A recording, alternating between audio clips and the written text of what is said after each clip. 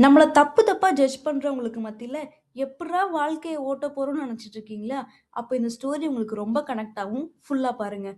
ஒரு நாள் ஒரு உட்கட்டர் ஒருத்தர் நைட் எல்லாம் மரத்த வெட்டிட்டு வந்து, விடைகாலையுமா ஒரு மரத்துக்கு கீழ படுத்து ரெஸ்ட் எடுத்துட்டு இருந்தாராம். அப்போ ஒரு தாத்தா வந்து அந்த மரவெட்டிய பார்த்து, "எப்படி தூங்குறான் பாரு காலையிலேயே சோம்பேறி. நானே எந்திரிச்சுட்டேன். இவனுக்கு என்னவாம்?" அப்படின்ட்டு போயிட்டாராம். அடுத்து ஒரு குழந்தை வந்து, "இந்த உட்கட்டரு நைட்டெல்லாம் விளையாண்டுருப்பார் போல இருக்கு. அதனால தான் இவங்க அம்மா இவர அடிச்சு படுக்க வச்சு தூங்க வச்சுட்டுருக்காங்க. நல்லா அடிக்கட்டும்."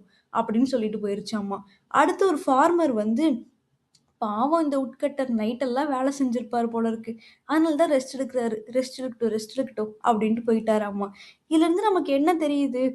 வாழ்க்கையில அவங்கவங்க பெர்ஸ்பெக்டிவ வச்சு தான் உங்கள ஜட்ஜ் பண்ணுவாங்க. இந்த உட்கட்டருக்கு எப்படி ஃபார்மரோ, அதே மாதிரி நமக்கும் சில பேர் இருப்பாங்க. நம்மள நல்லா தெரிஞ்சவங்க.